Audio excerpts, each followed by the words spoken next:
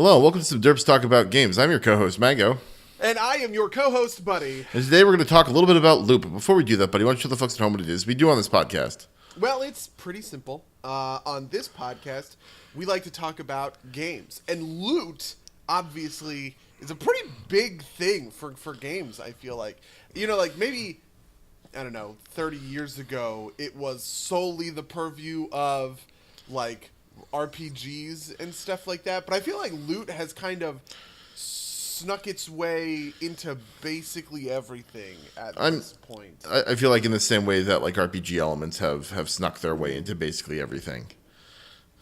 I feel like weirdly vindicated by that because I love RPGs a lot, and so it means to me that like yes, you know, like my love of RPGs is validated because Call of Duty now has quote unquote loot. I feel it's more just like progression mechanic. Like RPG elements means basically progression mechanics. Yeah. But I think the specific question is around some of those like more hardcore RPG like loot paradigms, right? In a certain sense, I almost kind of think that it's like a spearheading effort that gets made by games like Diablo and Path of Exile that bleeds into and trickles down to, you know, World of Warcraft. Though that's a little bit backwards sometimes, but you know, like you see what I mean, right? Like it's an ecosystem, yeah. It's definitely it's something. These things influence kind of like one another, and I actually kind of sort of feel like the last like 15, 20 years of like RPG games with loot have become a lot more interesting, and I'm sort of excited to get into, I guess, some of those details. But where do you want to start? Where do you want to root this conversation? I think we got to talk about kind of the big two, like the big. In my mind, there's like three, maybe or two big types, right? There's kind of like the loot that you get out of loot boxes, which is I think is a related but separate part.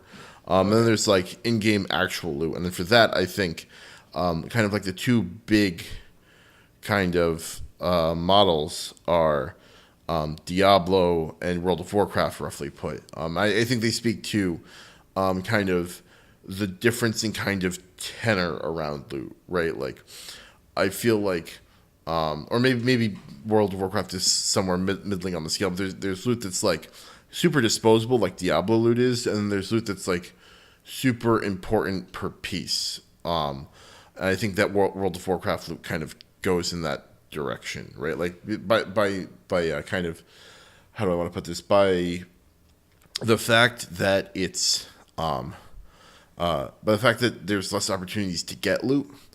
That it places more emphasis on the individual pieces of gear, whereas Diablo is all about grinding out as much loot as you can. I feel that makes a lot of sense.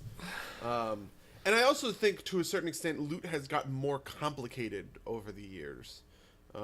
When you compare a lot of the stuff that you would get now in Diablo 3, those, you know, like the legendary items and the abilities that they carry with them are pretty complicated, I would say.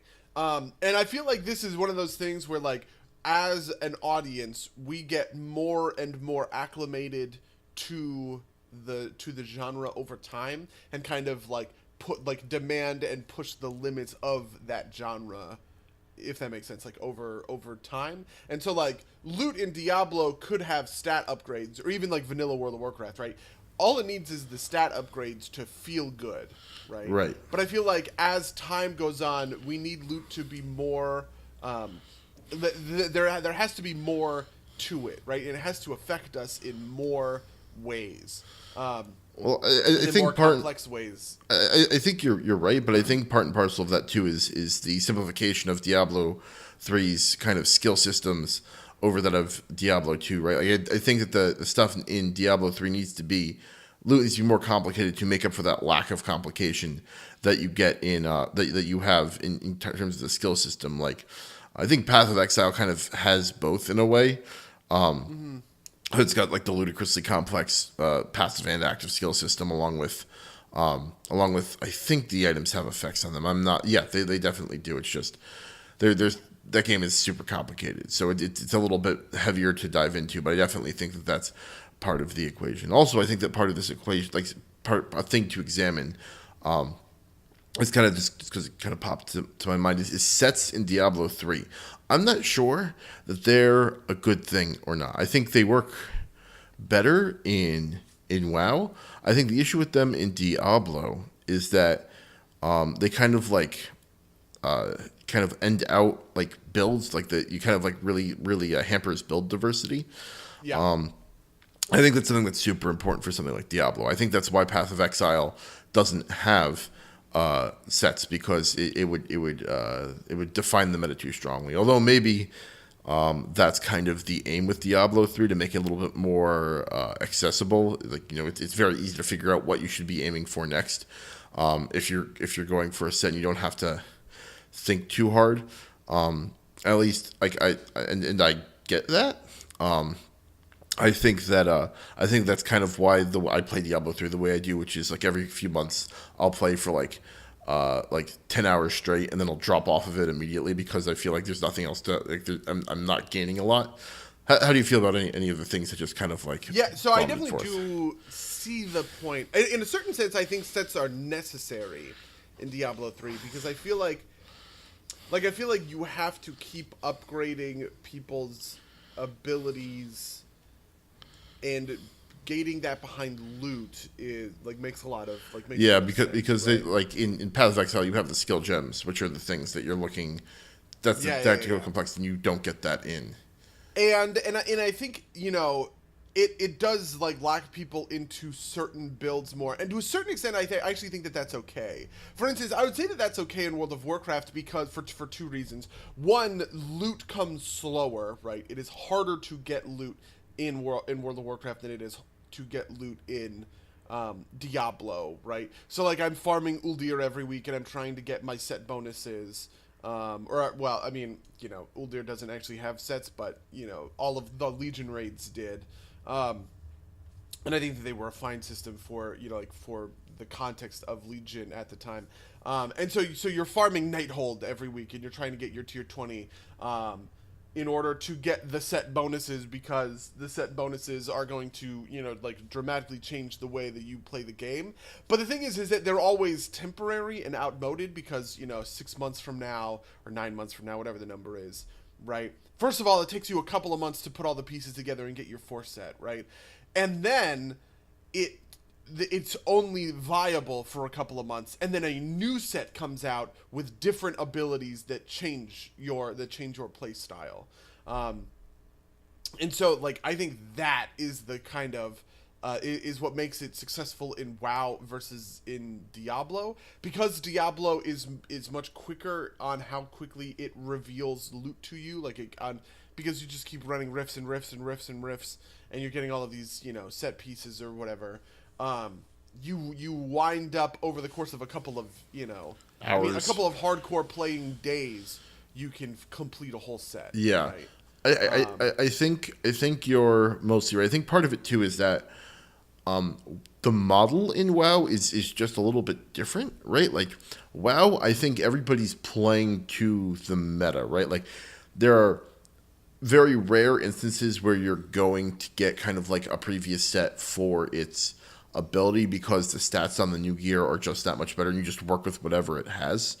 And I think if it does happen, it's generally viewed as a bad thing. You can correct me if I'm wrong there. Whereas Diablo, I think, and Path of Exile, kind of by extension, kind of thrive on their diversity of builds. Like that's kind of like what a kind of makes those games interesting.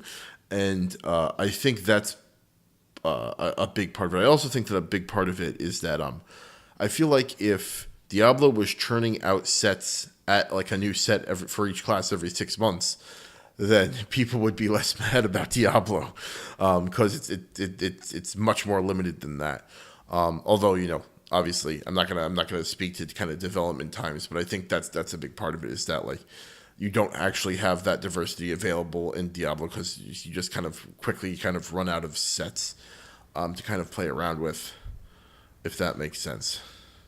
Yeah, no, I absolutely agree with you. I also think to a certain extent it underlies the way that players engage with the game. For instance, I've complained about this before, but obviously in World of Warcraft, there aren't a lot of decisions because kind of quote unquote the optimal way to play if you're raiding or whatever is to go to Icy Veins and see what the best build is, right? Or to sim yourself in order to see, what it tells you what talents to take, and it tells you, what Azerite traits to lock in. It'll give you a big list and says these are the ones that give you the best DPS, these are the ones that give you the worst DPS, right? And so all of those are not choices, they are calculations, right? Because essentially SimCraft is such a powerful program that it can quite literally simulate the way that the game gets played in order for you to like remove your ability to like make a choice, right? You don't say, oh, I'm going to get this Azerite Global ones because I like running around and picking up like balls or whatever in order to empower myself, because you don't make your own choice. You listen to what the calculation says, and the calculation is SimCraft, and that's what that says. By the way, I just want to add in and contend here that I think that's the wrong way to play the game. Fight me. Well, so I think but I don't think that happens in Diablo as much. I think that you're right there, but I actually think this is an interesting question around looting. So you say it's not the right way to play the game, but that's just kind of like you saying that I assume that your point is you're sacrificing fun at the altar of numbers, right? Basically, yeah.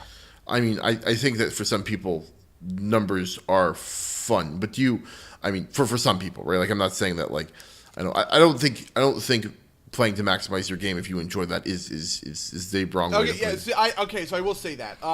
I think that there is a valid path. Here's the valid path to a certain extent that I see with this is kind of what I think drives this sort of like Icy Veins, right? Like SimCraft player. And I speak from experience because this is what drove me when I was that player like a year and a half ago, right?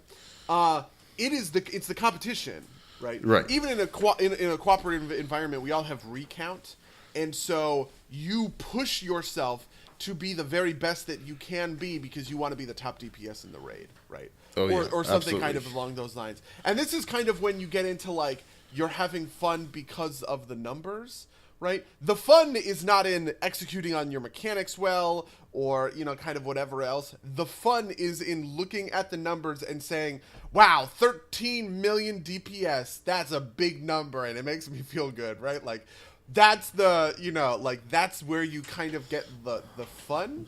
And I do think that that's a real thing for people.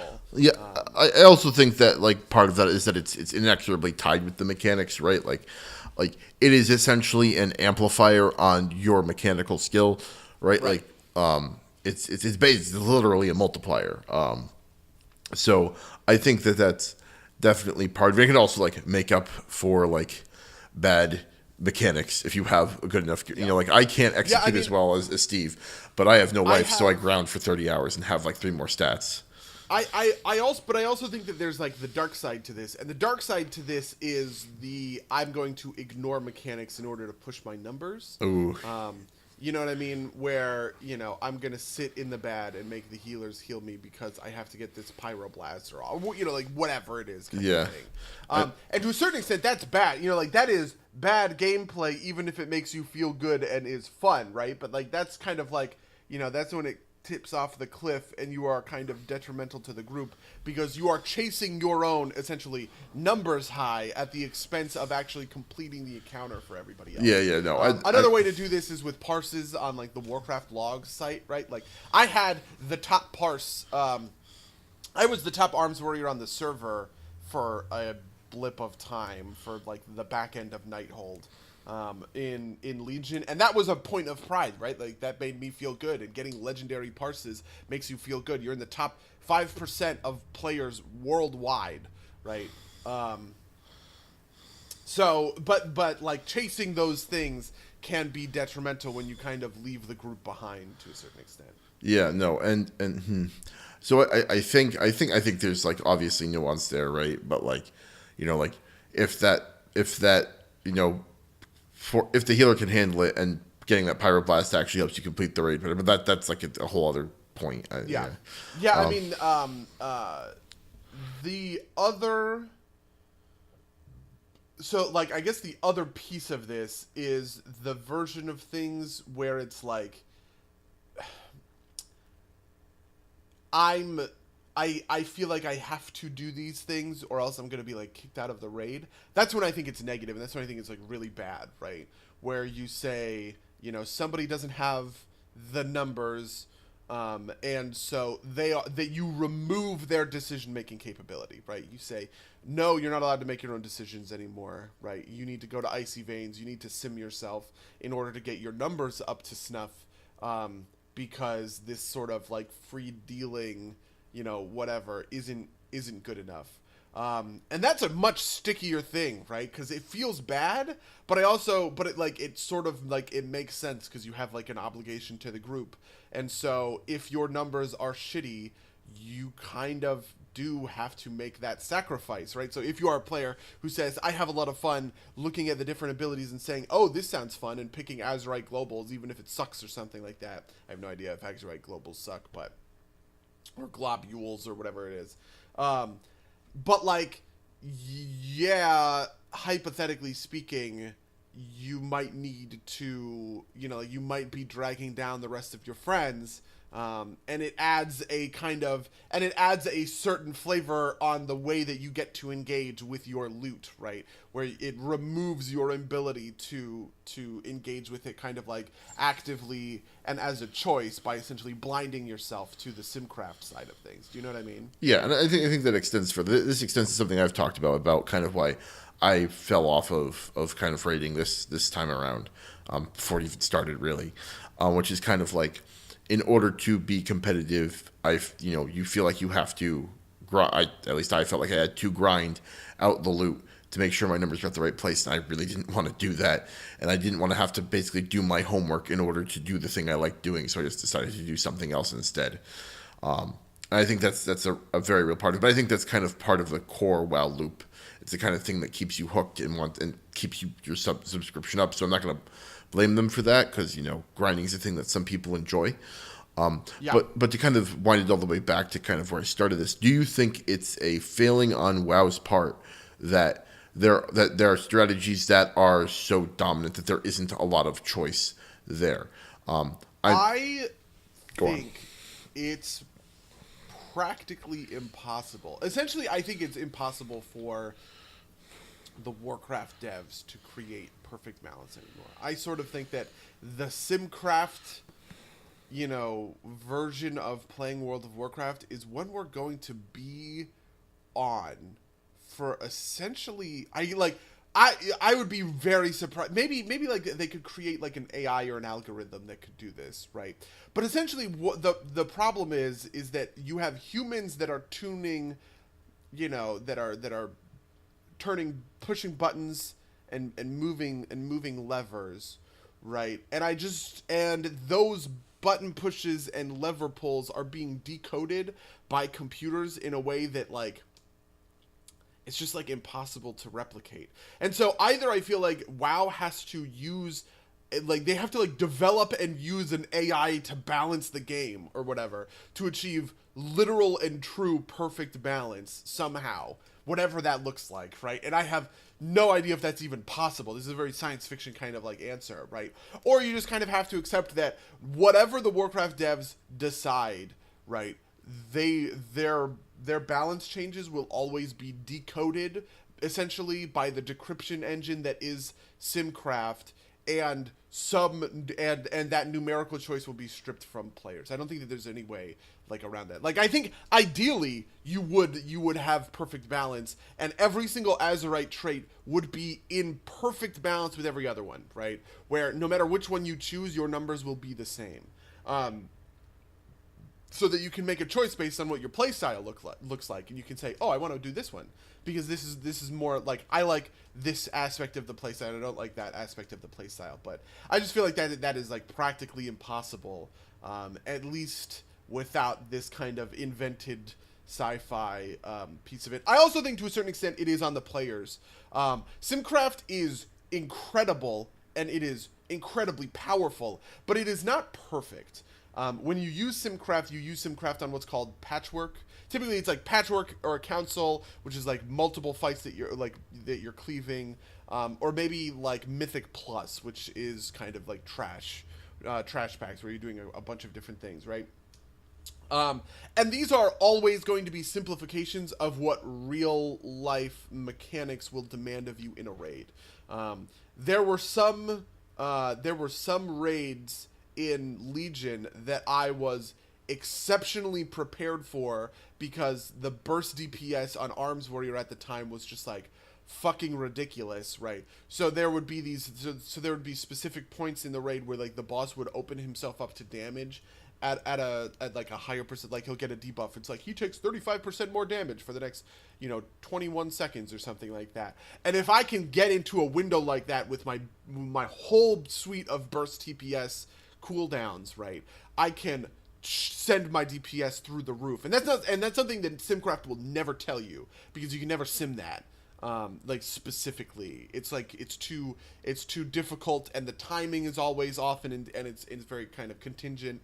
And so to a certain extent, there is an understanding of players that has to come down to, right, like, look, SimCraft is good, but it's not an end all be all. And your DPS, like the theoretical DPS that it's going to spit out is never going to be correct 100% of the time, right? But it is always going to be it is always going to help you by relatively sorting things like loot, and the different kinds of choices that you can make with that loot relative to one another. Because like what you can do is you can put in, for like with SimCraft, right, you can put in one build that has one set of loot and one build that has a second set of loot, and compare those two builds to see what they look like. Do you see what I mean? Yeah, and I kind of want to ask a follow-up question that's kind of in the same vein. Like, it is kind of part of this problem that the perceived differences that you get on this may be a little bit larger than they actually are, right? Like, something I remember from my days is like, if you kind of just looked at it plain, like, I think it was like Touch of Serenity, was like, if you just like looked at Icy Veins and picked the ones that it said to pick and didn't actually read the rationale, you would pick the one that was like Touch of Serenity, I think. It's the one that essentially gave you a bunch of moves for free. But if you read the notes, it was like, it's got a pretty high execution barrier. If you don't think you can pull it off, or you just don't, or if you're playing an AoE fight, you should be using, Stormwind and Fire. And so, like, the effectiveness gap there isn't actually that big. In fact, if you're not good enough, it's actually negative. And I think that's a thing that maybe players don't take, like, like the most hardcore, like, well, SimCraft says it's 0.5 higher, even though, maybe your personal execution strategy plays out differently. I don't know how that is for the other classes, but I knew that like the Monk Peak of Serenity Windwalker stuff was always a little bit in flux like that. So, funnily enough, I actually think that kind of thinking opens up the game more. So something that I did with BFA is I uninstalled Recount, and I kind of vowed to myself not to worry about logs, right? Which is essentially saying I'm not going to worry about numbers, right? I'm not going to chase the numbers high that I used to be chasing a lot, where I was like, oh my god, I'm top DPS. Oh, this feels so good. But then when you're not top DPS, it's like, well, that was not fun at all, right? You have fun or don't have fun by your ability to put up, by ability to look at numbers about yourself, right? But you don't have to have Recount installed, right? You don't have to look at Minecraft logs. But the thing is that, like, I also learned a lot of skills, right? I learned a lot of skills specifically to make my numbers better, right? So for instance, the way that you stack cooldowns in an opener is one of the easiest ways that a novice player can make themselves more of an expert player, right? Is to learn how to have an opener, right? Where as soon as the fight starts, you rush in and you hit your macro. And you hit your ability. Well, now there's a global cooldown, so you have to be smarter about it. But you hit your abilities in the correct order so that you can get the best DPS burst out of them. And one of the things is that, like, I never used to think about that stuff before I was like really hardcore raiding last year. But now that I have that experience, but have also said I'm not going to let Icy Veins tell me how to play my class, right? I get to kind of figure that stuff out for myself, if that makes sense. Where I can make an opener for myself just by looking at the numbers and ballparking it in my head, right? Okay, Avatar increases the damage of everything by 20%, and then I also have Warbreaker, which puts a debuff on them that says I'm going to do, 30% more damage to them, right? And so I want to charge in, use Avatar, use Warbreaker. I have a whole bunch of rage now, so I'm going to hit with Mortal Strike, my strongest ability, and then I'm going to start Blade Storming because the 6 seconds of Blade Storming is like the most powerful window, and I want to make sure my whole Blade Storm window gets in on that Colossus Smash. I don't need Icy Veins to tell me that stuff. I can just decode that for myself, right, in order to make my own, essentially, best opener macro. And one of the neat, it's not really a macro anymore, but one of the neat things about that is where trinkets go, because trinkets are still off the global cooldown. But like Avatar doesn't do any damage. It takes a global cooldown. It raises my DPS by 20%, but that doesn't start until the end of that global cooldown, and I'm actually hitting damaging abilities again, right? So you don't hit your trinket macro on Avatar, you hit it on Warbreaker, which is the second piece of the puzzle. And like all of those little intricacies and nuances, which have only been unlocked because of like the hardcore rating or whatever, have actually kind of enhanced my ability to choose for myself how I play the game. And to a certain extent, I'm lacking that external feedback that says this opener is very good. Right, but it also protects me against the worst case scenario, which is, buddy, you need to go to Wowhead and sort your items by these traits because your DPS isn't high enough, right? I have enough inbuilt skills that my DPS is fine, even if I am not playing, quote unquote, optimally. Does that make sense? I would also point out that you're also not playing in a guild that demands that of you. Yeah. I am playing in a much more casual guild. I'm not heroic rating. Well, we are heroic rating, but it is, it's like one night a week for 3 hours. We're just kind of hanging out. We're not like doing like hardcore progression like I was. Definitely. Yeah. So I think the question I would follow up then with is that sounds all well and good, but what it sounds like really that you should be doing, just from my point of view, is you should have recount installed still to validate your own theory crafting to yourself. Just avoid the Icy Veins part of it. Right, because then you can, if you had recount and you could see how your different theory crafting works, and if you enjoy that aspect, you actually have like kind of like a way to tell if your theory crafting is doing better than your previous theory crafting. It's interesting. Yeah, it's almost like an addict thing though, where it's like if I guess if you put on the recount, then you're like, well, I gotta get myself some of that Icy Veins. Yeah. I feel that. That's kind of what I feel. Because another piece of this is that I'm not worrying about stat weights or anything like that. This was a much bigger deal in Legion, where you were very like all of your gear was very tied to your stats, and you needed haste or you needed crit or something like that. And the secondary effects were really out of whack for a long time, where you could have like a 20 or 30 item level upgrade, but it was a downgrade because it had bad stats for you, and you might have good stats from another piece. And I think a stat priority is good. I know, vaguely speaking, that haste is better for me than mastery, for instance.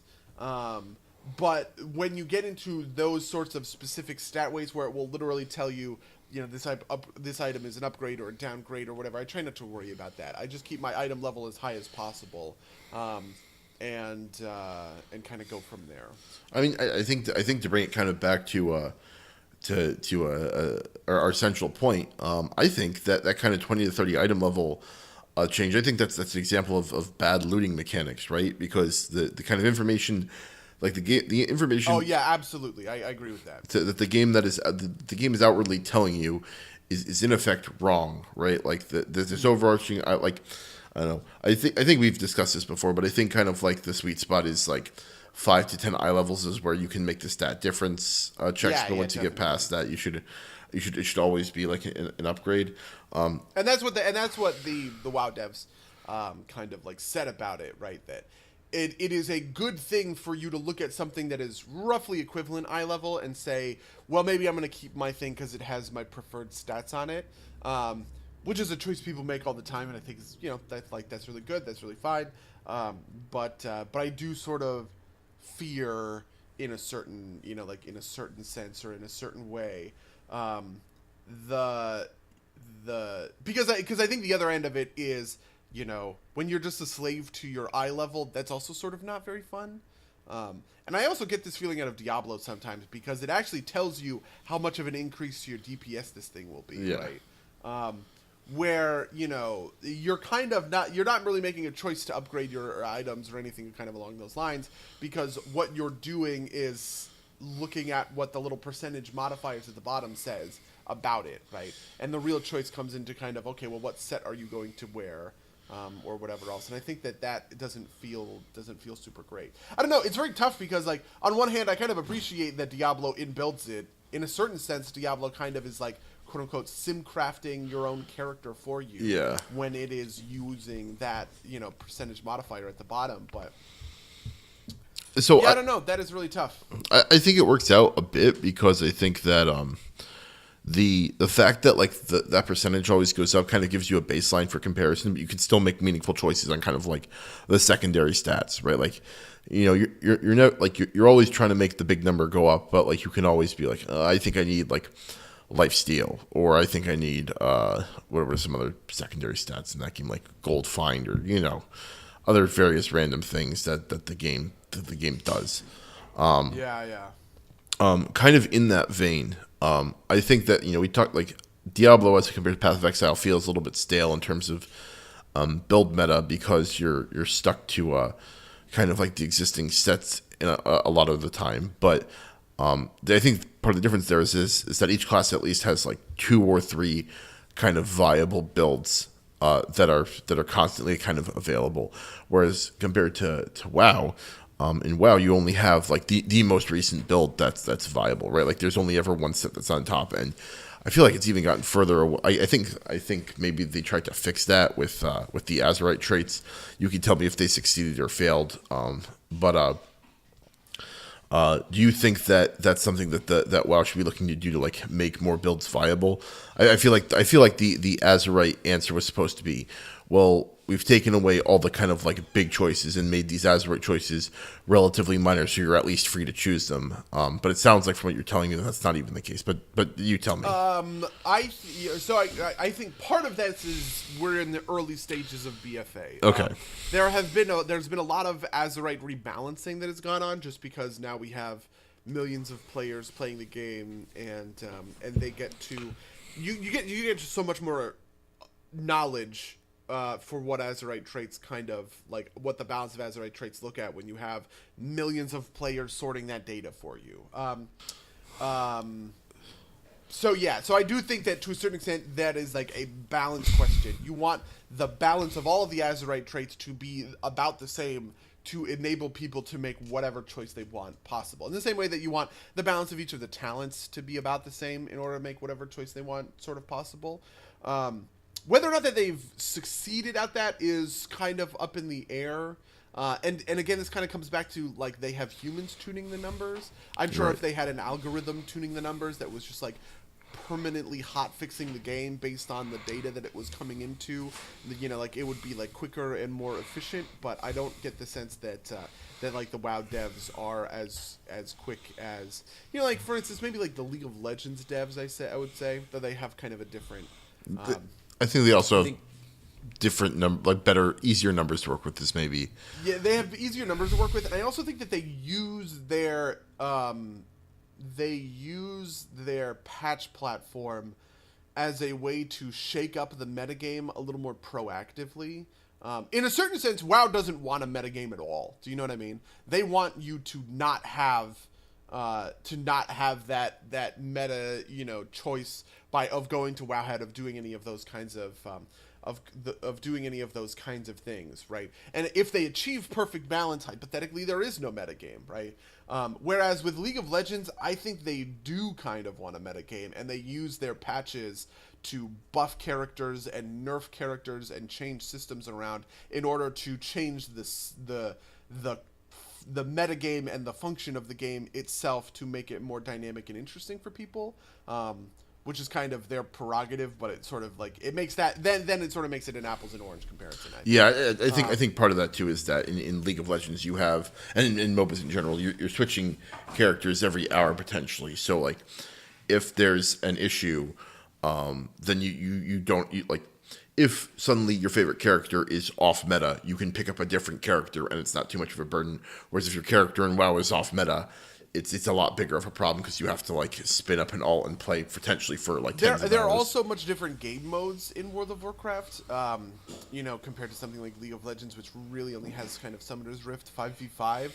Because at the end of the day, like raiding, PvPing, world questing, world PvP, Mythic Plus, right? Like these are all different types of content that demand different sort of priorities, right? Like even like Icy Veins or whatever else, Icy Veins and Simcraft, right? These are things that affect you not in the overworld. Like these are decisions that affect you in a raid environment. They don't affect you in an overworld environment, right? And so PvP Simcraft looks a lot different than raiding Simcraft. Looks a lot different than Mythic Plus Simcraft, right? Like, and so not only is Blizzard like trying to eliminate Simcraft as a tool, but they have different competing things and functions for that Simcraft to be targeting, right? You have Warfronts, right? Like, how do Warfronts factor into this? Fuck if I know. Like, it's just like a completely different type of mode, right? And we're gonna get it, and we're getting like heroic Warfronts soon or whatever that are going to be like more competitive and hypothetically might add in a Warfronts Simcraft, right? What the fuck does that look like? Who knows? So like these are, like those are really like tough decisions to be made. And the most interesting thing about all of this to me is the interaction between the current modern WoW and classic WoW. People are clamoring for classic WoW back, but I feel like as soon as classic WoW gets the kind of third-party content support that is currently being promised, right? Thoughtbot, which is one of the like a precursor to sort of like WoW. Yeah, the old school one. That was what I used when we had played Classic. Yeah, no, exactly. So Thoughtbot announced that they're coming back for Classic WoW, and there's going to be a WoW head for Classic, right? And it's like, I think part of what made Vanilla so special is that it existed before the metagame. Like, I know that there was a metagame in a vague sense, right? But like, so much of the game was built around just like leveling and having fun with your guild. And, even going into, people were simming in Burning Crusade and in Wrath of the Lich King, right? But it was nowhere near as common a tool as it is in modern World of Warcraft. And what I wonder is what happens when vanilla WoW starts getting simmed, and more importantly, when vanilla WoW starts getting simmed and people realize how fucking broken and out of balance that game is. I am fundamentally like overwhelmed with curiosity about that kind of thing, because then like does that put vanilla WoW on like a different, like hypothetically speaking, right? Let's say the classic WoW community all realize that the game is insanely busted, right? Because enhancement shamans aren't viable, right? The only way to play your class is X, Y, or Z. And they start making demands of the WoW developers that translate into, we know that you just rebooted this game from scratch for us, but now we want you to change it in a different way. And it's like, are we going to get a parallel divergent, balance patch out of Classic WoW? I have no idea. But that's a really interesting concept to me. So I want to say that I think part of this, and part of this which might let it survive, is that I think it comes back to the subject of the episode. It comes back to loot. Loot was a lot harder to get in vanilla WoW, and so I think even if you sim it, it's a lot harder to hit those theoretics, right? Like, if you can't get the perfect gear, you can't make a perfect run. So you're kind of, and because no one can, no one except for the most dedicated people can ever get there, and even they can only get there after a while. So you're free to kind of muck around in mediocrity because no one can expect you to ever achieve like high heights of perfection. So I think that's actually a really big part of it. Like loosening up loot, I think feels good, like kind of to the normal player, but I think it also kind of like has fed into this ability to sim, because you can reliably kind of do the things to get the numbers if you have to. Yeah, I don't have a good answer for that question. But I guess we'll see. This also ruins Diablo for me a little bit, because Diablo much more than any other because the loot feedback is so quick and efficient, right? And so much of the game is about trying out different builds and like funky builds and like meme builds or whatever, right? Like the what makes the game fun or interesting, I guess I would say, is exploring the possibility space in the same way that like what makes Minecraft interesting is kind of like exploring the possibility space. It makes Magic and Hearthstone interesting in terms of deck building is exploring the Hearthstone. Oh yeah, absolutely, right? That's a fantastic comparison, right? I've actually been playing a lot of Hearthstone with subpar kind of like meme decks because those decks are fun, right? Odd Paladin or Odd Rogue is the easiest way for me to climb to legend if I wanted to, right? But it's a lot more interesting to play fucking Galvadon. Yeah, or than it is to, or like when I was playing Renounce to Darkness Lock, like same. Yeah, dude, Renounce Lock. Oh my god, yeah, like the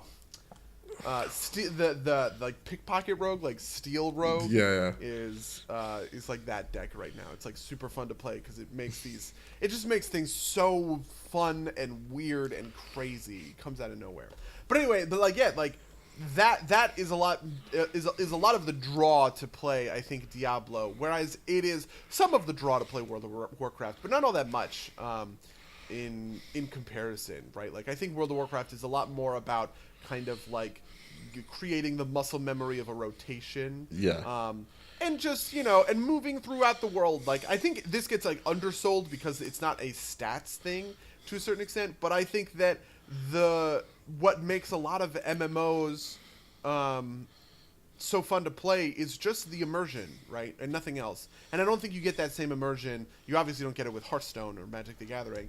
But I don't think you get that same immersion with isometric rather than following somebody in a third-party camera, right? Yeah. But, like, moving through a zone and doing quests, right? Like, that is just a fun thing to do. And it has nothing to do with kind of, like, the numbers or whatever. And it keeps the game, somewhat engaging.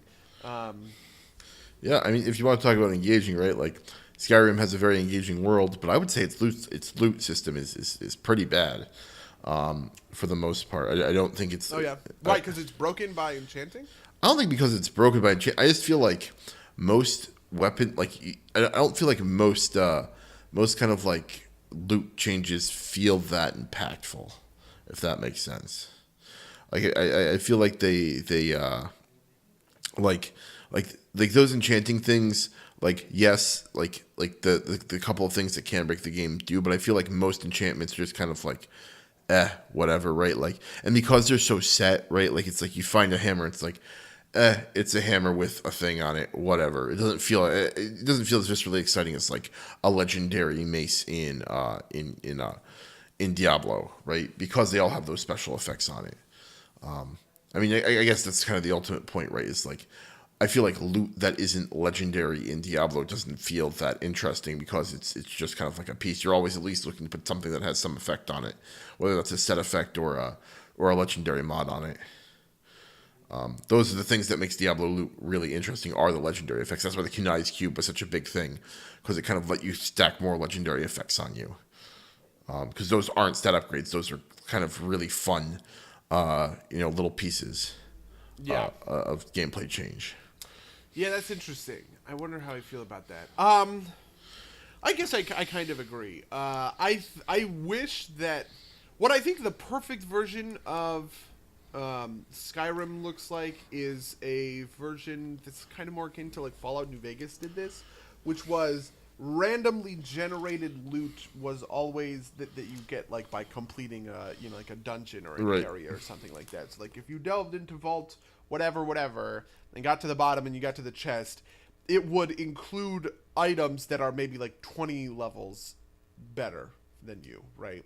And that your like crafting and stuff like that was underneath was like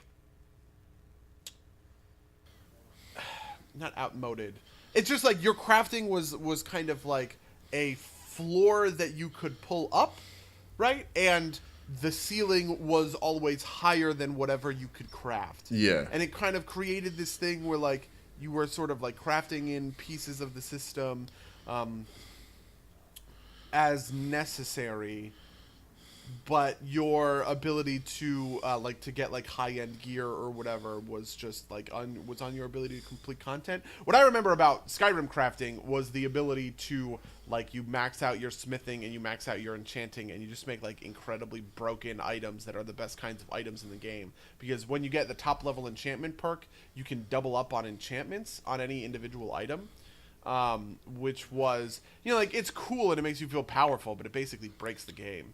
And whenever I've had to go back and do, or not had to, but whenever I've chosen to go back to do Skyrim replays, you kind of have to avoid the crafting systems because they just break the game if you don't. I think part of it is that, like, in kind of in this vein of like loot that like needs to feel significantly different in order to really feel great. Like stats are okay, but I feel like I really feel like the difference in function is important.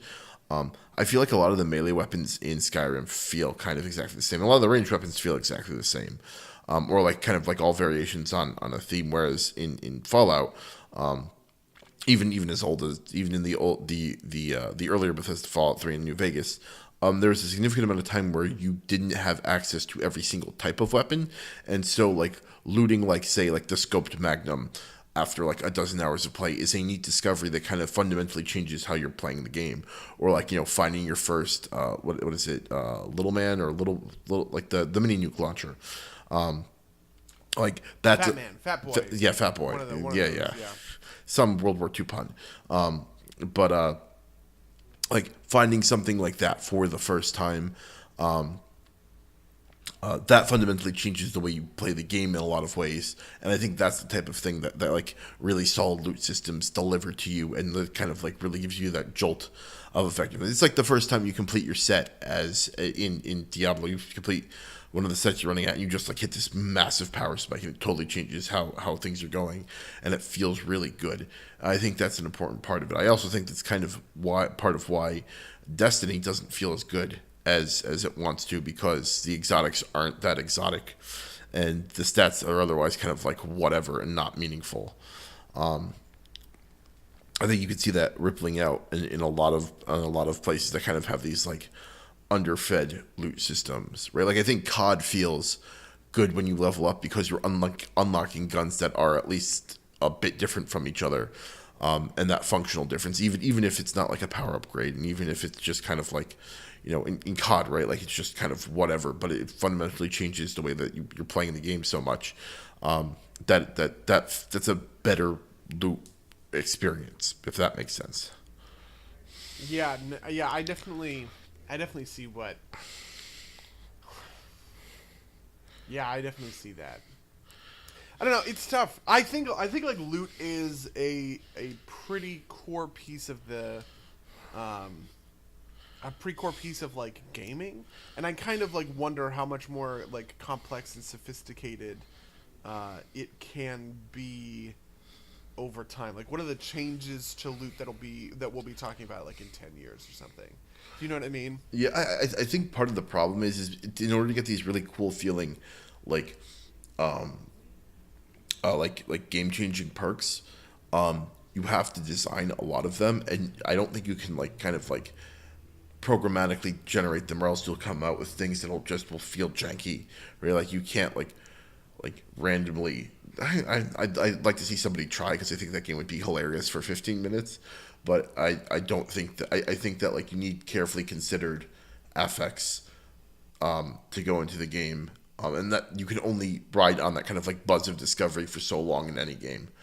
I think the numbers are ultimately always the long con, because you can keep doing them. You can keep some people entertained with those numbers. Before we ran out of time in this segment, I did want to touch on cosmetic loot for a few minutes, because I think it is important. Because I think beyond things like Overwatch and LoL, where like all the loot is purely cosmetic, I think that it's an important thing to discuss in things like WoW. To go back to the thing we've been talking about a bunch, but like loot has a value in the cosmetics, in the kind of cosmetic aspect it grants.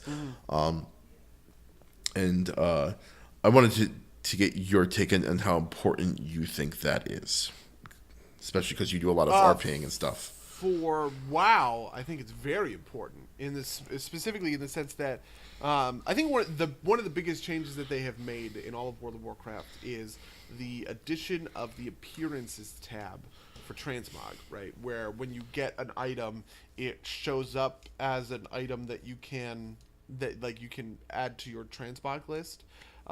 Because it has really invigorated my willingness and desire to play lots and lots of different kind of content, right? I'm farming a lot of old raids to get different weapon models. When I'm leveling up alts, I'm looking to go for quests that will give me transmog that I don't already have. And that's a really important piece of the game, right? Like that is a hugely important piece of the game for me right in this moment, right? Honestly, if I really think about it, I actually kind of think transmog might be the most important thing for me as a WoW player. Like, I've been leveling up characters specifically so that I could get all of the different transmog appearances in the end game loot that's coming up. Do you know what I mean? Like, that just I don't know why, that just feels very good to me as a loot system. And it probably has something to do with kind of like the RP aspect of my specific kind of interfacing with World of Warcraft, right? Like, because I roleplay in the game and I'm thinking about these characters as characters like in a book or whatever, right? It is very important to me to find the transmog, that I think expresses this character well, right? And so I do think that's really important. I kind of wonder, like, because, like, I guess I don't think that really comes up in a lot of other gaming environments. I never really care about appearances, I don't know. Well, I think a big part of it is that it's like WoW and a lot of MMOs kind of thrive on character expression. I actually think that's where a lot of kind of modern free-to-play MMOs get themselves in hot water, because when you put a lot of the transmog options behind a cash shop, you kind of severely limit that, and I think that that's a problem. I think something like Guild Wars 2 handles it okay, because the stuff on the cash shop is all kind of like niche stuff. I mean, it's disappointing to somebody like me who likes goofy stuff, because all the goofy stuff is on the cap shop, like like the top hats and whatnot. But also you can earn in-game currency with, or you can earn the RMT currency with in-game currency or whatever, right? I think that's okay, but you get to something like Black Desert, which is notorious for all of the in-game costumes look terrible, like probably intentional. Like the PVE end-game gear looks like a hot pile of mess when you've got the best stuff on, and so you're really highly incentivized to buy an outfit from the cash shop to look nice. Other problems with Black Desert aside, I think that this is a particularly big problem for MMOs, which I think doesn't affect, to be frank, game like MOBAs, right? Like, I don't think player expression is nearly so important, so I don't think it's as big of a problem when you're selling skins. Same thing with Overwatch, right? Like, especially since Overwatch is first person, right? Like, you're not nearly as worried about kind of your appearance. And it's not as tied to self-expression, because you don't necessarily embody those characters. You're not nearly as tightly tied to those characters. Yeah. That's really interesting. I don't know how I feel about that. I think to a certain extent, I guess WoW has dodged that bullet, and I would agree. I think there are a couple of appearances that are hidden behind the cash shop. Like, I think you can get Ragnaros's, like, Fire Crown in the cast shop and maybe an ice crown in the cast shop, but for most of WoW, the cast shop is mounts and battle pets. Yeah, and the fire crown was also part of like the anniversary event, wasn't it? Oh yeah. Okay, yeah, that's what they did, because if you played on the 10th anniversary, you would get the fire crown, but they also added it to the cast shop so that if you didn't, you can still get it, kind of thing. Right. Okay. That reminds me. That makes sense. But yeah, I think that is huge, to be honest with you, when it comes to like the other MMOs. I feel like WoW gets away with it because it's subscription based. Yeah. It's one of the it's like WoW and Final Fantasy 14 are both subscription based games. And so there is less of a need to make the cash shop like something that people are going to buy into. And even then, like the cash shop in 14, is a lot bigger than WoW's. There are a couple of costumes in there because I think they do like you can get lightning from Final Fantasy 13. You can get gear that makes you look like lightning.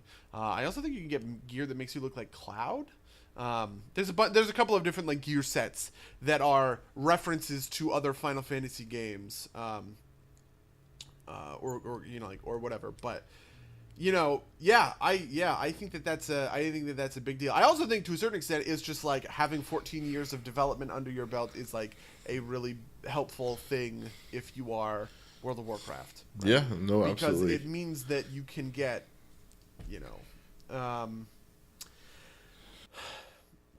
because it means that you can get loot from 2008, 2012, 2014. All of that stuff has a lot of different loot to go back and go do, and you can solo all of this stuff. It's pretty easy to solo. Everything except for like Warlords is pretty soloable at this point. And why Warlords? Warlords has a couple of things where the boss will like phase you out of the encounter. Okay. And despawn.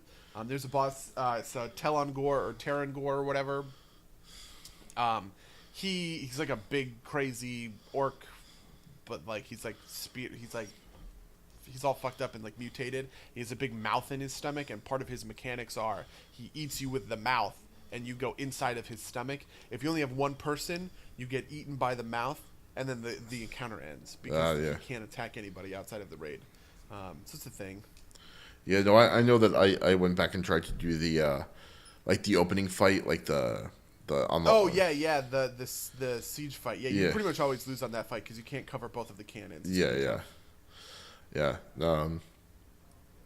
But yeah, I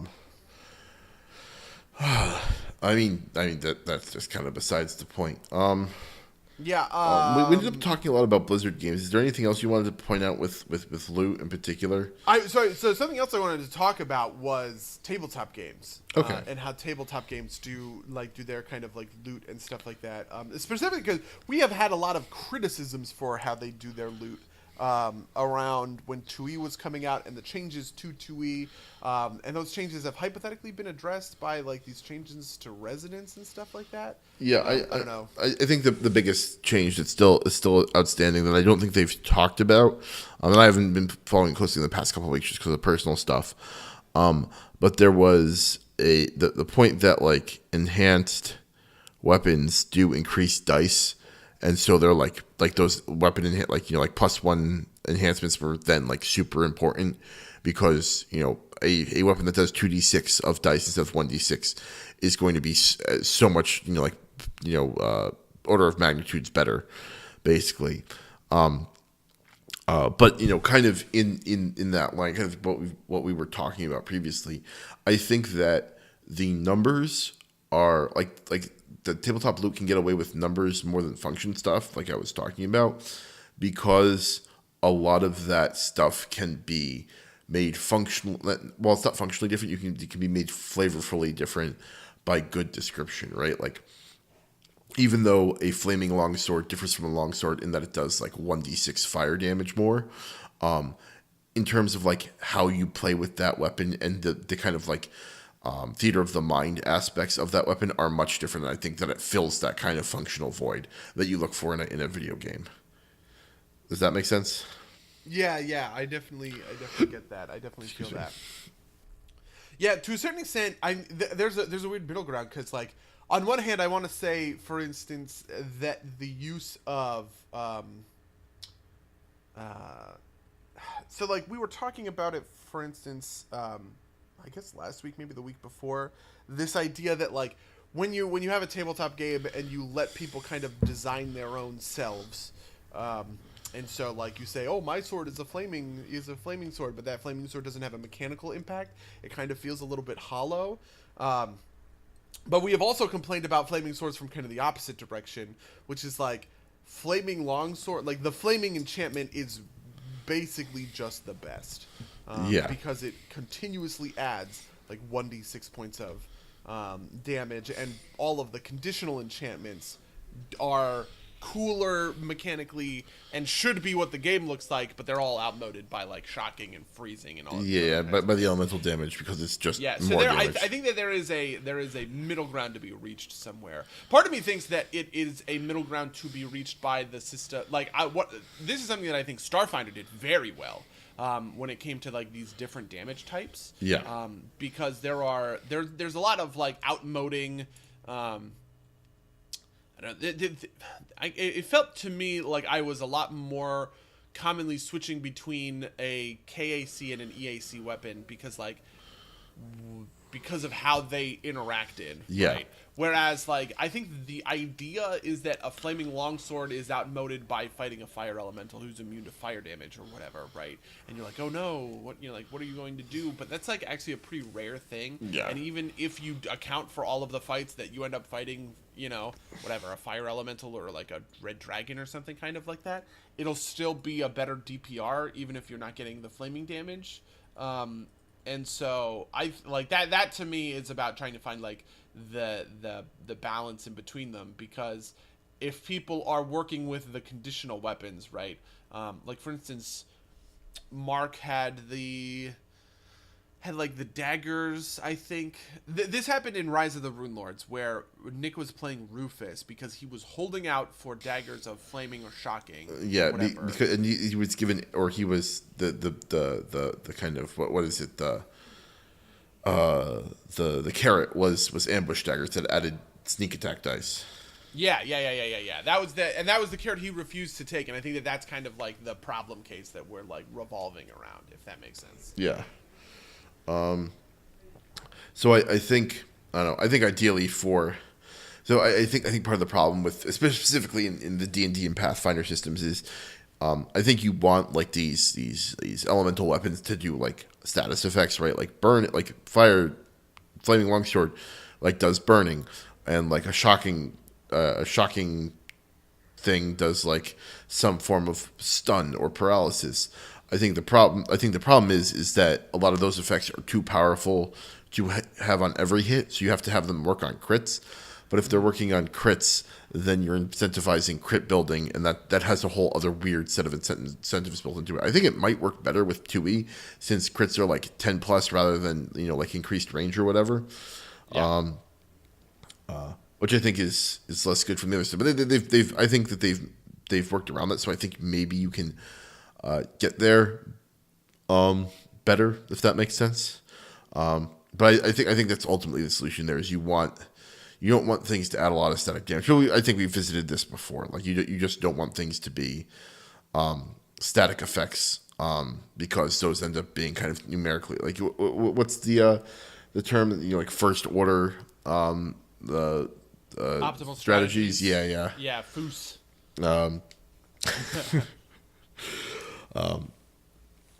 But yeah, we're a little bit over on our time. Is that all you had to say about loot? That is all I had to say about loot. How was your week then? How was my week? So I've been watching. I've continued watching Steven Universe, where I am in like season 5. What was the last thing you remember when you were watching Steven Universe? Do you know? Maybe it was. Maybe it was the kind of like the thing in the middle of the earth that was like the broken gems or whatever, like the cluster. Yeah, the cluster. Yeah. Okay. Cool. That was season 2. part of why I've been doing this is a YouTube video popped up in my recommended that said Steven Universe is awful. It's garbage, I think, and here's why.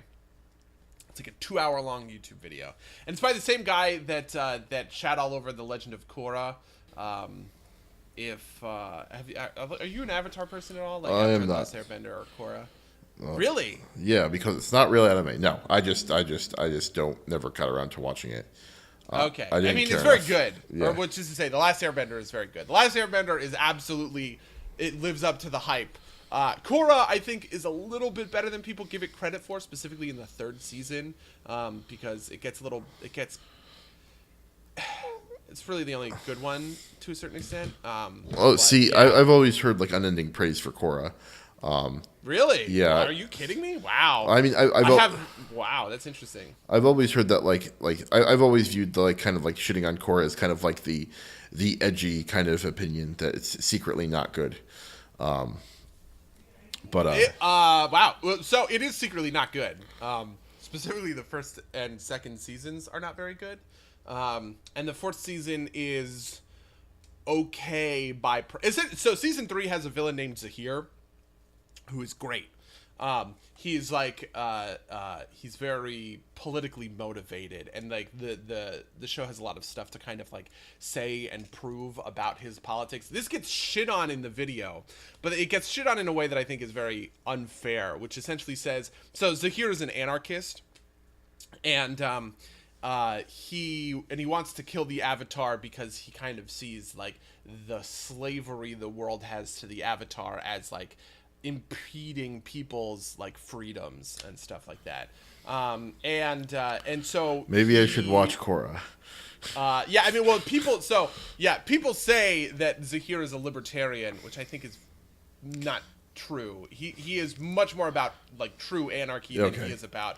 He has nothing to say about the fucking market, obviously, right? But he's talking a lot about tyrants and having people's freedoms impinged upon and stuff like that. But the point that the show makes about anarchism is that anarchism doesn't work and is ridiculous because all it does is create a power vacuum that allows authoritarianism to rise, which is what season 4 is about.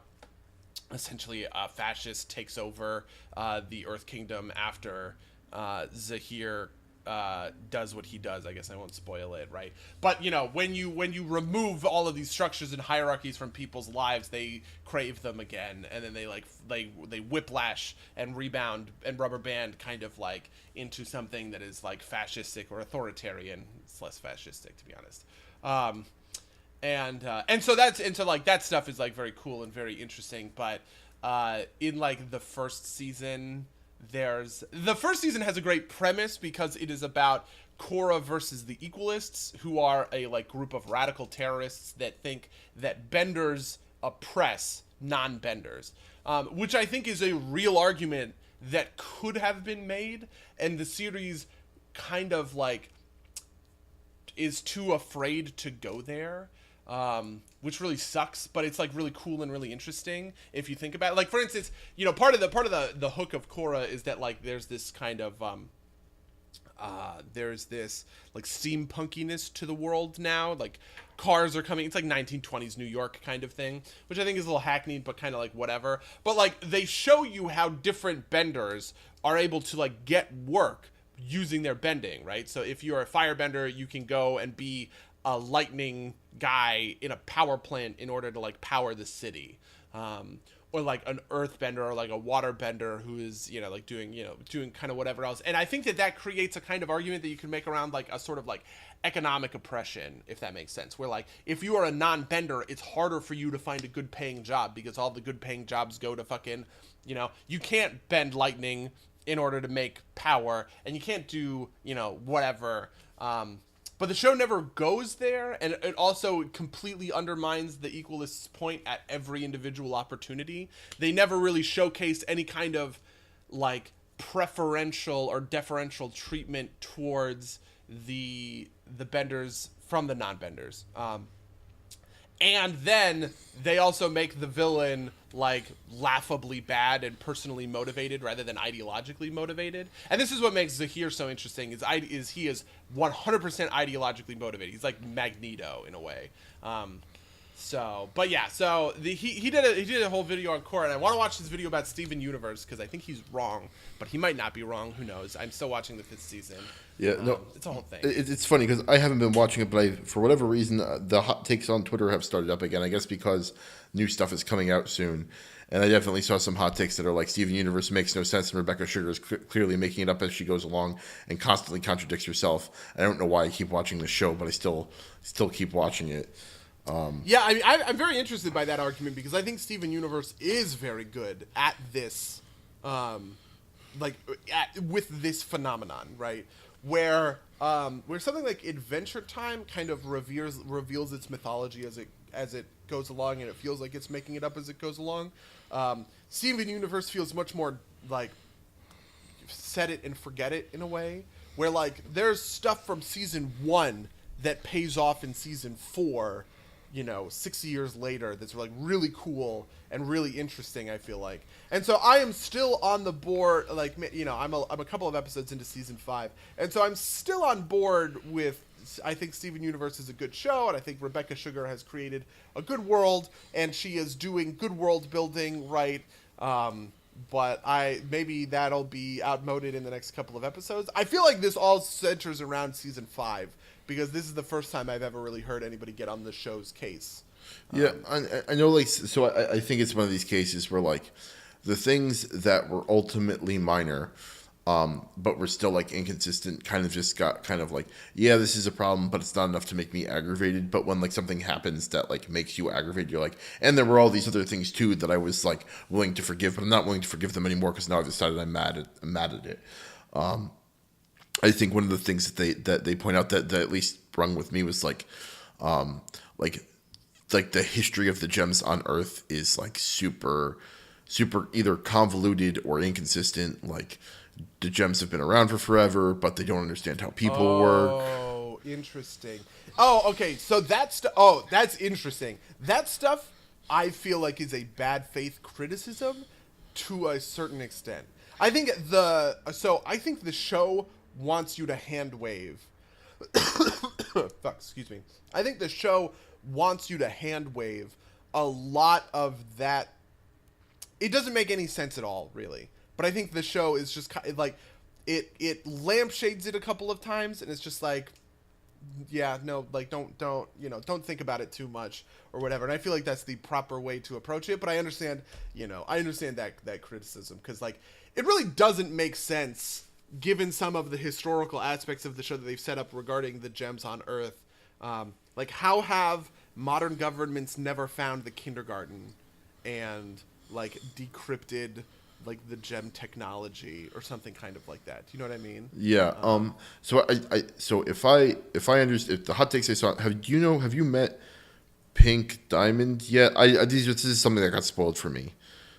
I have not. Okay. I won't. Where I am, Pink Diamond is dead. Okay. She got murdered by Rose Quartz, but it seems like maybe she didn't get murdered by Rose Quartz. I don't know. It's this whole thing. So, I think that there's a thing to do with that, and I'm not super sure about it, but I won't spoil it for you. Okay. Yeah, I'll probably report in next week when I have finished. I actually thought that it was only 4 seasons, and that was it, because that was all that was on Hulu. What other service are you watching it on? The 5th season, you mean? Yeah. Magical places that you don't want to divulge. Ahoy, mateys. Certainly nothing illegal. Yeah. Definitely, absolutely nothing illegal. But yeah, but because I thought it was the whole thing, and then I started to watch the video, and I kept seeing all of these, and I was like, is he using like a trailer for season 5? And I was like, oh no, he's just using season 5. I didn't realize that it wasn't on Hulu yet, because season 5 was finished airing earlier this year. I might have to catch up with it, because I did like that show a lot. I do, yeah, exactly. I like the show a lot. I find it hard to watch sometimes because like the whiplash between the filler episodes and like the plot episodes is kind of tough for me to deal with. Sometimes I will do this thing where I'll be like, oh my god, how are you dicking around with Lars and Sadie in the donut shop when you know there's the cluster that's about to crack the planet in half? You know what I mean? but I think, but again, that's kind of like I think that's an unfair criticism, right?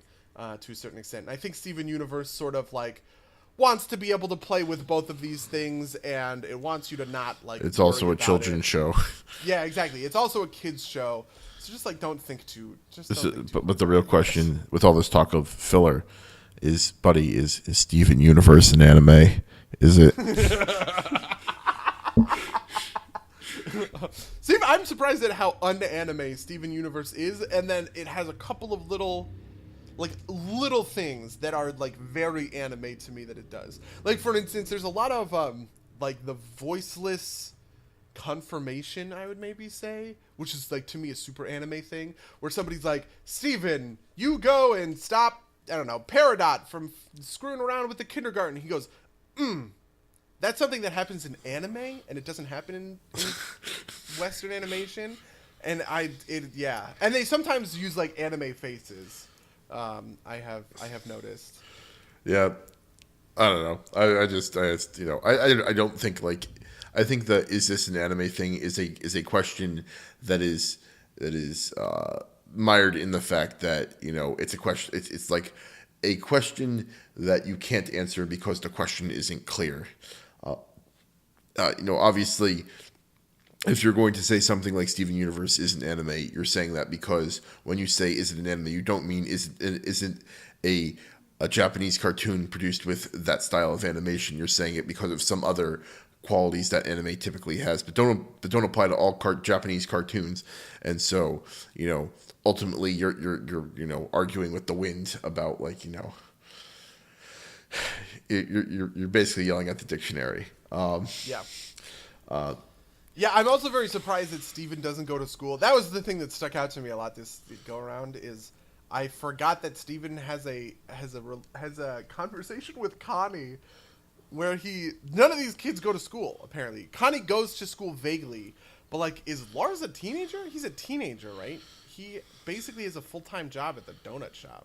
So I think that the answer to that is supposed to be that the show is constantly happening during a summer summer vacation. Yeah. They reference that a whole bunch. I don't know. It's a whole thing. Yeah. I think that's the thing you can hand wave is kind of ridiculous, but like, I think that one's like safely hand waveable that I don't think anybody gives them shit for, right? Yeah. Like, I think that the issues arise when you say, like, when you point something out and then other stuff that you point out also contradicts it, right? Like specifically like this historical stuff, right? Like you point out that the gems have been around forever and then the gems don't understand how people work. Or like the gems have been around forever and they appear to be fully matured, but then at some point they appear not to be fully matured, and that's some apocrypha that Rebecca Sugar explains as like the gems appear as old as they choose to be, which is like, well then why did it's just like stuff that was clearly kind of like oversights or whatever, but that like only get attention brought to them because you bothered to bring attention to other, like it's not like they showed Steven Universe going to school and then like him not going to school, if that makes sense. Although maybe they did. Was there an episode? No, that was in a hospital. That's different. Yeah. There was one episode where they went to the hospital. Yeah. To a certain extent, I think that we are supposed to be giving the show this kind of like benefit of the doubt. Like they mentioned, like Steven is 14 even though he looks 10. He like stopped changing when he was at like 10, there's a canonical explanation for that. There's an episode where he grows up and stuff. I don't know. Part of it is just that because they're 10-minute episodes instead of 22-minute episodes, a lot of them kind of like blur together in my mind. Yeah. Anyway, what have you been up to? Have you been up to anything else? Well, I changed locations. Luckily, a train has not passed. But I moved next to a train track. I'm so excited for you. Yeah, it's great. What else can I say about that in particular? I played some Destiny 2. Holy Fury! I could talk about. Destiny 2. I bought the expansion. I just been tooling around with it. It's fun. Nothing that I think I'll be like hardcore into. But I've been playing Holy Fury, and Holy Fury is fucking awesome. I love it. Been playing, and so one of the Easter eggs they put in the game is you can set some of the cultures to animals, and like everybody's doing it, and it sucks because there's like 3 portraits for each animal, if that many. Oh my god! If that many. So like it's like, oh, we put all this work and have like 72 portraits for every nationality. No, I want to play the Bears. But yeah, they definitely need some more portrait packs for that. I'd pay money for it. But the thing that we've been doing is we played a shattered start. So you can do a couple new things. You can randomize the world, which gives you like vaguely and vaguely the real world empires, but in different spots. So like you'll still have like the Holy Roman Empire, but it'll be like, maybe it'll be across England, or maybe it'll be in India or something like that, and then like the the Scandinavian Empire will be someplace else. But the more interesting one is this thing called the Shattered Start, and the Shattered Start starts with like you kind of generate some there's some you can do either randomize, you can put a bunch of randomization into it, or you can even just shatter like the historical map, and it takes all of the kingdoms and breaks them down into like either duchies or county levels, and they're all separate. And then the thing that they introduced to kind of pick up the beginning of the game is there's kind of a consolidation casus belli that lasts for 25 years, and you could just go to war with anybody neighboring you without kind of the border war penalties. Or anything? Yeah. So it's a lot of fun. I'm playing in Merchant Republic. X is playing just some random kingdom in the middle of Europe and is slowly building it out. I'm playing Merchant Republic of Bears, and Nick is playing like a pagan pagan tribe of dragons in England, and is slowly taking over England. But it's called something else. So the thing that we did was we left on historical names, but we still randomized everything. So like, it's funny because it'll be like, oh, the Aztecs have like different traits this time around. Like the Aztecs have like, I guess this is something they can argue with the ability to raid, but like, there's right next to the bears in like what is it? It's Genoa. There's like a tribe of Chinese people. And it's like, what? In the middle of Europe.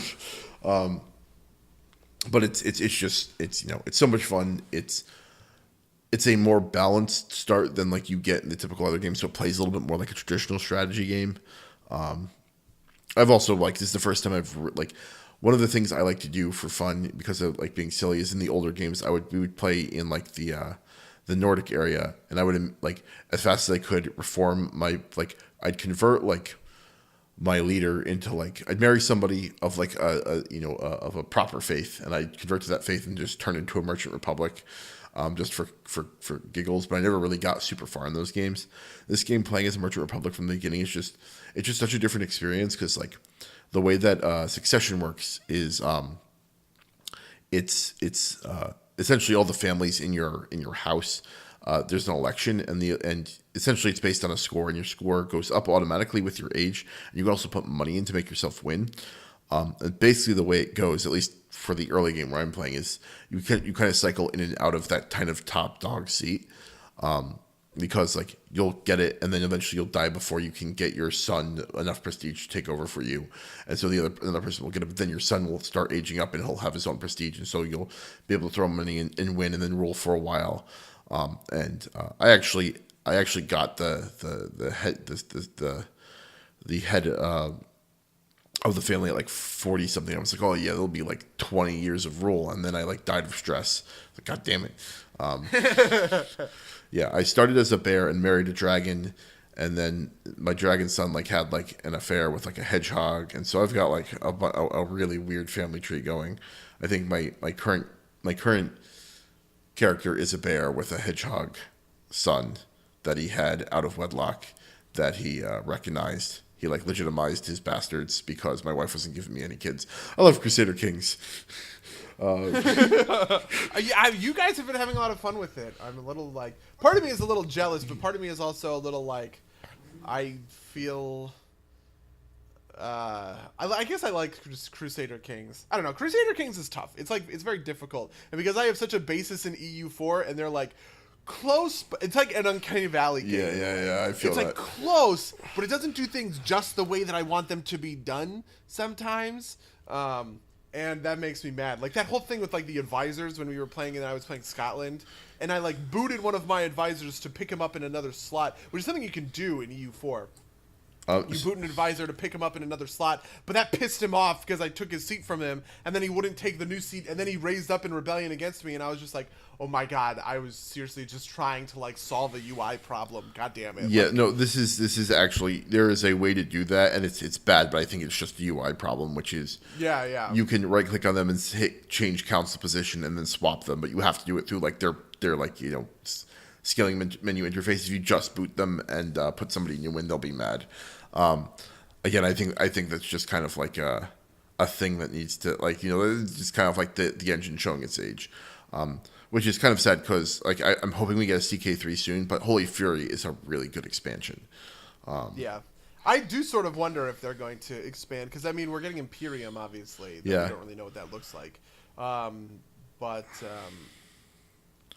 I don't know. I wonder if they will do a CK3 with like a new engine. They really love their engine, that Clausewitz. Yeah, Clausewitz. Yeah.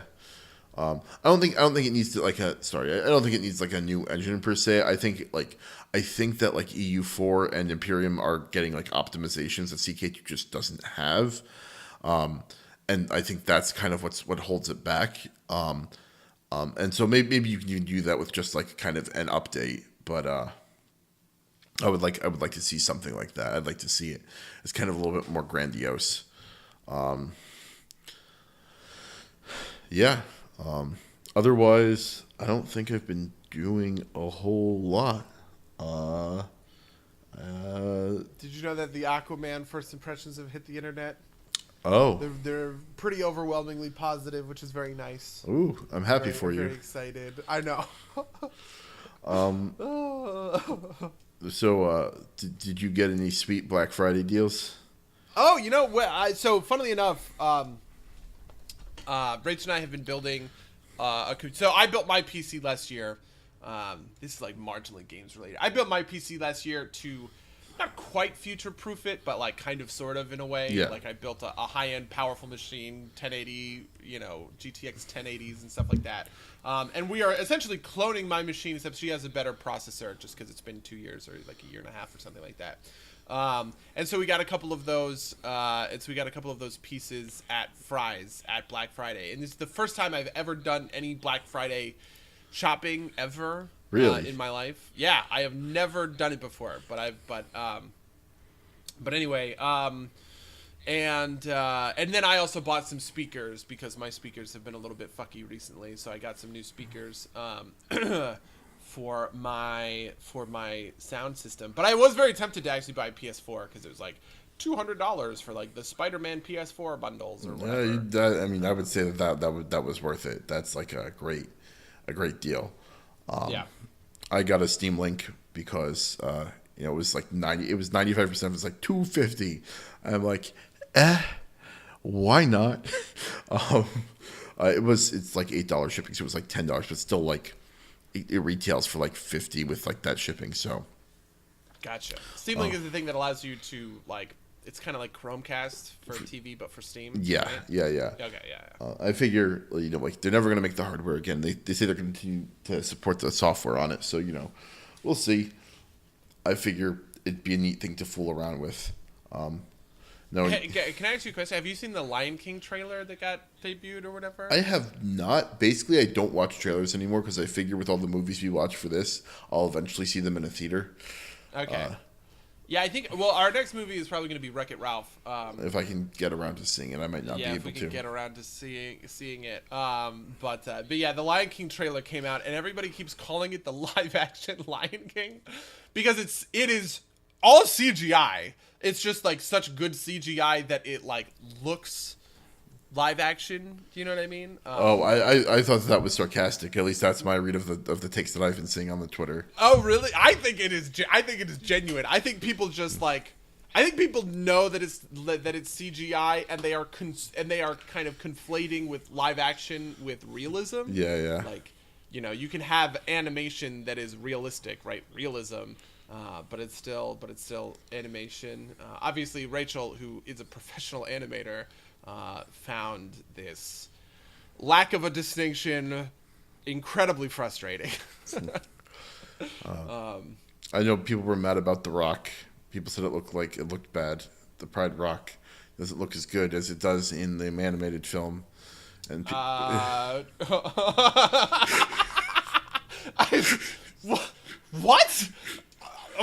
Oh, okay. What? The Rock? Yeah. I don't even know how to. I don't even know how to talk about that. Yeah, that's such a stupid thing to be mad about. Wow, that's so stupid. I mean, to be fair, it's an important rock. It's the Pride Rock. It's not like it's like a rock. It's the big famous rock.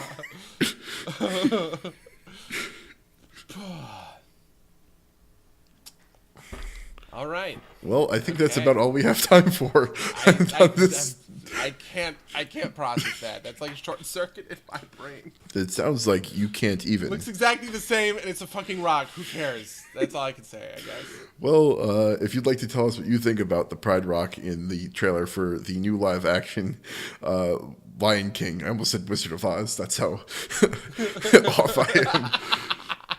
Or if you'd like to tell us what you think about Loot or any of the other things that we talked about on this podcast, you can reach us at somederpsplaygames@gmail.com or podcast@somederpsplaygames.com.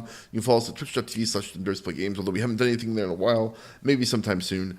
What else do we have? We've got iTunes, we've got YouTube, we've got everything that you could want. Just give us a follow, give us a subscribe, leave a comment. That's everything I had. Buddy, do you have anything else you wanted to promote? I have nothing else I'm looking to promote. In that case, until next time, dear listeners. Until next time, loyal listeners.